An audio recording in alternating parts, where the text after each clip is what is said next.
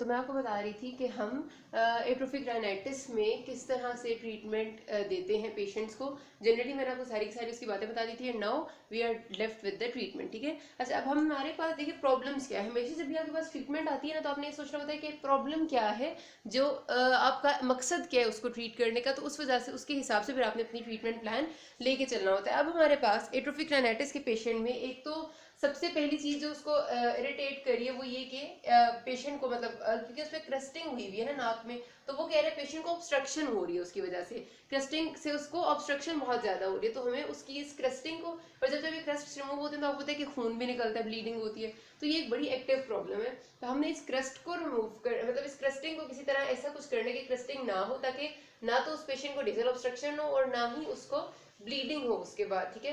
दूसरी चीज हमारे पास आपको इन्फ्लेमेटरी रिएक्शन था ना, इन्फ्लेमेटरी रिएक्शन के रिजल्ट में क्या होता है कि आपके पास जो भी सपोज अगर बैक्टीरियल इन्फेक्शन की वजह से हुआ, तो बैक्टीरिया हमारी इम्यूनिटी के साथ जब लड़ते हैं तो उसके रिजल्ट में पस बनती है। तो बड़ा थिक विस्केट सा म्यूको बल्कि पिरुलेंट डिस्चार्ज होता है, बहुत थिक सा टेनेशियस सा, जो जिसने इस जगह को कवर किया हुआ होता है, ठीक है, किसी हद तक। तो याद रखिएगा कि आपका जो अपने सब म्यूकस जो यहाँ पर ग्लैंड्स प्रेजेंट है उन वाला डिस्चार्ज नहीं है, ये वो डिस्चार्ज है जो रिजल्टेंटली इन्फ्लेमेशन की वजह से प्रोड्यूस हो रहा है और आपकी नेजल कैविटी में मजीद पेशेंट को डिस्टर्बेंस और इरिटेशन दे रहा है। फिर हमने इसको भी रिमूव करना है। उसके बाद हमारा मकसद ये है कि जब ये चीज़ें रिमूव होंगी और एट्रोफी ऑफ द बोन जो हो रही है वो रुक जाए, ताकि स्मेल आना ख़त्म हो और स्मेल जो है वो पेशेंट और उसके आसपास के लोगों को भी थोड़ा सा बेहतर महसूस हो। और फिर हमने ये ऐसा करना है कुछ कि ये कंडीशन जो है यहीं पर रुक जाए और मजीद आगे प्रोग्रेस ना हो। तो ये हमारे मकसद है सारे के सारे।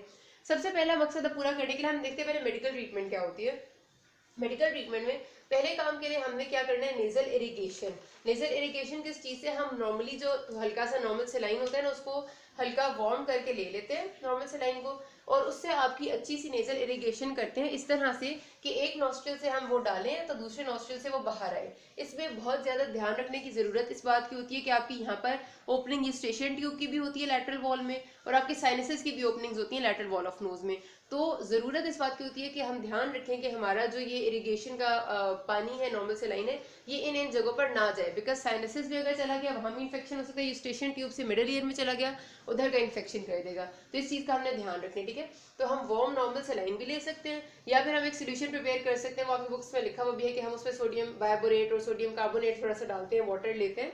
लेकिन मकसद क्या है कि हमने इरिगेट करना है। और इरिगेट क्यों करना है, ताकि जो क्रस्ट बने हुए ये सॉफ्ट हो। आपको पता है कोई भी क्रस्ट बहुत अकड़े हुए होते हैं, अगर ये थोड़े से सॉफ्ट होंगे तो हमें इनको रिमूव करना आसान होगा और ब्लीडिंग नहीं होगी इनकी वजह से, ठीक है।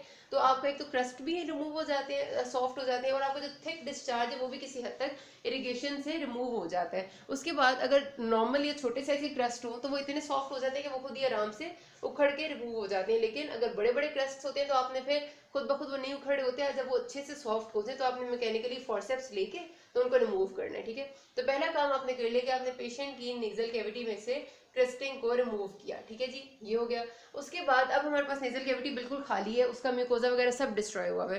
तो हम क्या करते हैं अगला काम कि हम ग्लिसरीन में 25% ग्लूकोज को मिलाते हैं और उससे सारी की सारी कैविटी को पेंट कर देते हैं। पेंट का मतलब है सारी कैविटी में वो लगा देते हैं, ठीक है। और उसकी वजह ये होती है कि हम जो सारे के सारे जो ऑर्गेनिजम्स थे अंदर ग्रो कर रहे थे वो किस किस्म के ऑर्गेनिजम्स थे। आपको पता है कि मैंने अभी आपको बताया बोन की इरोजन हो रही है, म्यूकोजा सारा इरोड हो चुका है, ग्लैंड्स इरोड हो चुके हैं, खत्म हो चुके हैं, अब अंदर बोन की भी इरोजन हो रही है। तो जो इरोजन होती है वो करते हैं प्रोटियोलिटिक एंजाइम्स, जो प्रोटियोलाइसिस करे, यानी लाइसिस करने का मतलब है कि वो आपकी प्रोटीन की डिस्ट्रक्शन करें, तोड़ रहे हैं। हमने उन प्रोटियोलिटिक इन सारे के सारे ऑर्गेनिजम्स को भी खत्म करना है। अभी हमने क्रिस्टिंग तो रिमूव कर ली, जो थिक टेनेशियस डिस्चार्ज था वो तो रिमूव कर लिया, लेकिन ऑर्गेनिजम्स को रिमूव नहीं किया। उनको रिमूव करने के लिए हम ये सोल्यूशन लेते हैं ग्लूकोज का इन ग्लिसरीन। ये इसलिए लेते हैं बिकॉज हमारे पास जो ग्लूकोज है ना उसमें प्रोटियोलिटिक एंजाइम्स की ग्रोथ रुक जाती है, ठीक है। तो उससे हम जब इस सारे को पेंट कर देंगे, इन प्रोटियोलिटिक एंजाइम्स की या ऑर्गेनिजम्स की ग्रोथ रुक जाएगी, बोन मजीद एट्रोफी नहीं होगी, तो हमारी जो स्मेल है वो खत्म हो जाएगी। तो हमारा दूसरा काम भी पूरा हो गया, ठीक है। पहला काम था क्रिस्टिंग दूर होगी, दूसरा काम स्मेल दूर होगी। फिर अब सारी चीज ऐसे डायरेक्टली एक्सपोज्ड है, कोई भी इन्वायरमेंटल एजेंट आके, कोई भी बैक्टीरिया आके यहाँ पर इन्फेक्शन दोबारा कर सकते हैं, रिकरेंट इन्फेक्शन हो सकता है। तो बहुत ज़रूरी है कि हम लोकल एंटीबायोटिक आपकी नोज़ में या तो स्प्रे की फॉर्म में दें, या फिर इसी तरह कोई पेंट जो होता है यानी आपकी, जिससे हम सारी की सारी कैविटी में लगा दें, ऐसी कोई लोकल एंटीबायोटिक हो। और दिस इज़ वेरी नेसेसरी ताकि आपका सेकेंडरी बैक्टीरियल इन्फेक्शन इसके ऊपर ना हो सके, ठीक है जी। अच्छा, उसके बाद हमारे पास अगला काम हमने ये करना है कि हमने इस एरिया में अब ग्रोथ यानी नॉर्मल, हमने कोशिश करनी है कि यहाँ पर अब नॉर्मल म्यूकोजा दोबारा से किसी तरह रीग्रो कर जाए किसी हद तक, कुछ ग्लैंड्स, कुछ म्यूकोजा, ताकि आपकी जो पेशेंट है उसकी जो लाइफ है वो सारी नॉर्मल की तरफ आए, जो भी बहुत ज़्यादा डिस्टर्ब हुई है। उसके लिए हम क्या करते हैं, अब पता है आपका एक हार्मोन है ईस्ट्राडायोल, जो आपकी बॉडी में वैसे तो as a sex hormone act करता है, लेकिन इसका क्या काम होता है, जब ये आपके यूट्रस में जाता है तो यूट्रस की वेस्कुलैरिटी को, वेसल्स को, ब्लड सप्लाई को इंक्रीज करता है। जब ये ब्रेस्ट में जाता है तो वहाँ की ब्लड सप्लाई को इंक्रीज करता है। तो अगर हम लोकली ईस्ट्राडायोल नोज में देंगे तो इस सारे एरिया की वेस्कुलैरिटी और ब्लड सप्लाई बेहतर हो जाएगी। पहले मैंने आपको था ब्लड वेसल्स की डिस्ट्रक्शन हुई थी, एंडार्टेराइटिस हुआ था। अगर ईस्ट्राडायोल की जैसे ब्लड वेसल्स यहाँ की बेहतर होगी, वेस्कुलैरिटी बेहतर होगी, तो हमारे जो नया रीजनरेशन है, जो म्यूकोजा की जो ग्लैंड्स की, उनमें काफ़ी बेहतरी आती है, ठीक है जी। उसके बाद हमारे पास अगर हम वही प्लेसेंटल एक्सट्रैक्ट, प्लेसेंटल एक्सट्रैक्ट हमने आई में भी बहुत जगह पर इस्तेमाल किए, क्योंकि प्लेसेंटा एक ऐसा टिश्यू है ना जहाँ पर आपको पता है आपका जो स्पेशली एमनियोटिक मेम्ब्रेन प्लेसेंटा वगैरह के टिश्यू, यहाँ पर आपकी एक तो वेसल्स बहुत ज़्यादा होती है, दूसरा आपका ये एक्टिवली ग्रोइंग पार्ट होता है। एमनियोटिक मेम्ब्रेन खैर वो होता है, प्लेसेंटा में आपकी वेस्कुलैरिटी बहुत ज़्यादा होती है, ठीक है। प्लेसेंटा वो कनेक्शन है ना जो आपके फीटस और मदर के दरमियान में होता है। अगर हम उसमें से एक एक्सट्रैक्ट लेके उसका इंजेक्शन दे दें नोज में, तो वो आपकी एकदम से ब्लड सप्लाई बेहतर करता है, और उसकी वजह से आपकी जो रीजनरेशन है वो काफ़ी बेहतर हो जाती है, ठीक है। अच्छा, उसके बाद फिर हमने स्ट्रेप्टोमाइसिन, इस वजह से स्पेसिफिकली मैंने कहा कि सिस्टेमिकली हम देते हैं, क्योंकि जो मोस्ट कॉमन बैक्टीरिया जिसने ये कंडीशन की है वो क्लेब्शिएला हो सकता है। तो क्लेब्शिएला और बहुत सारे बैक्टीरिया के खिलाफ स्ट्रेप्टोमाइसिन इज गुड, तो हम सिस्टेमिक इन वो भी दे देंगे। और आखिर में हम दे देते हैं पेशेंट को पोटेशियम आयोडाइड, ठीक है। पोटेशियम आयोडाइड का काम ये होता है कि आपकी जो नेजल सिक्रीशंस बन रही थी, जो इस वक्त बहुत थिक और विस्केट थी, अगर वो बनेंगी भी तो पोटेशियम आयोडाइड उन्हें थिन करता है, उनको पतला करता है, तो उसकी वजह से डिस्कम्फर्ट थोड़ी कम होती है। तो हमने अपने सारे काम कर लिए इस सारी मेडिकल ट्रीटमेंट से, ठीक है जी। अच्छा, अब सर्जिकल ट्रीटमेंट क्या होती है इसके बाद। सर्जिकल ट्रीटमेंट है जी, उसके लिए हमने ये करना है कि हम अगर ये सारा कुछ कर लें, उसके बाद भी पेशेंट की कंडीशन बेहतर नहीं हो रही, तो उसके बाद फिर हमें सर्जरी की ज़रूरत पड़ती है। अच्छा, सर्जरी में हम एक काम ये कर सकते हैं कि हम एक ऑपरेशन करते हैं जिसका नाम होता है यंग्स ऑपरेशन। उस यंग्स ऑपरेशन में बेसिकली हमने क्या करना है कि ये आपकी नेजल कैविटी के एंटीरियर नेयर्स है ना, अगर आपके लाइक ये और ये, तो एंटीरियर मोस्ट एरिया में क्या होता है, वेस्टिब्यूल।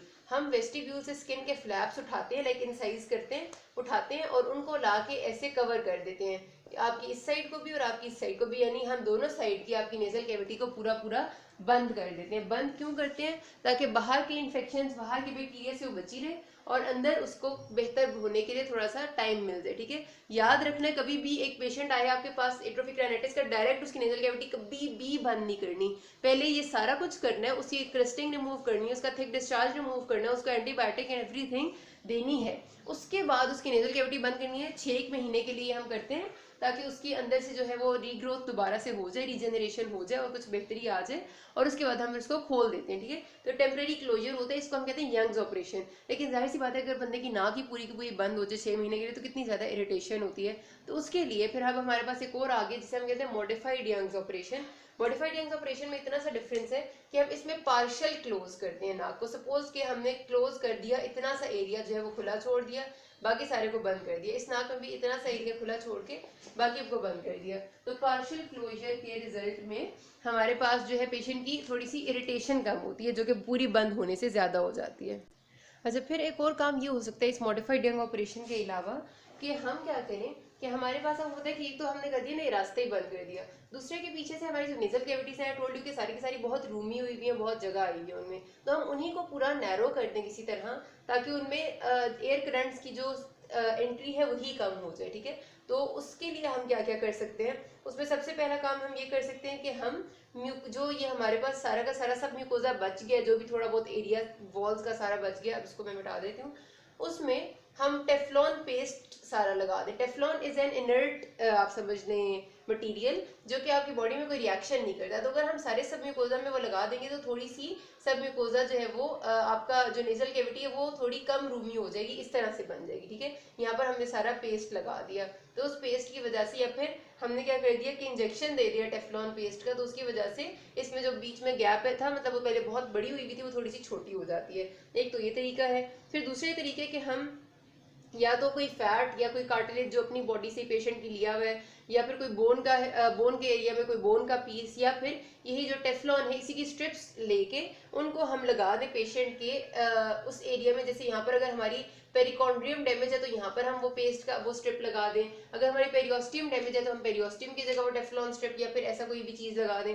तो लाइक अगर हम ऐसी चीजें लगाएंगे तो उसकी जो नेजल कैविटी है वो थोड़ी सी साइज में या फिर उसके अपने विड्थ में और अपने जो उसका अपर्चर है उसमें थोड़ी कम हो जाएगी। तो एक काम ये हो सकता है कि हम लैटरल वॉल ऑफ नोज को ही पूरी की पूरी उठा के, अगर यहाँ पर थी इधर से उठा के हम इधर ले आए और इस वाले को भी हम उठा के इधर ले आए नियर टू द सेप्टम, ताकि ये थोड़ी सी करीब हो जाए। ठीक है, तो इस तरह हम लैटरल वॉल से भी इस तरह को इसको कर सकते हैं। तो ये तो यहाँ पर खत्म हो जाता है आपके पास जो हमारा प्राइमरी एट्रोफिक राइनाइटिस है। तो सेकेंडरी एट्रोफिक राइनाइटिस वो ये होता है कि अगर आपके पास कोई डिजीज है ना पहले की, जैसे ल्यूपस है, ल्यूपस एरिथेमेटोसिस जो आपकी सिस्टेमिक डिजीज है, या फिर आपका ट्यूबरकुलोसिस है, ये सिफिलिस है जो कि आपकी बड़ी डिस्ट्रक्टिव किस्म की डिजीज होती है, उनके रिजल्ट में अगर आपका नेजल कैविटी भी डैमेज हो रही है तो फिर उसको हम सेकेंडरी एट्रोफिक राइनाइटिस कहते हैं। बाकी सब साइन एंड सिम्टम सब कुछ इसी वाला होता है, सिर्फ ये कि they are to some secondary cause. ठीक है, तो ये आपका यहाँ पर खत्म हो जाता है। बस आगे एक और वीडियो में मैं आपको 2 और टाइप्स राइनाइटिस की कराऊंगी। And this is all. If you have any query you can ask me. Thank you.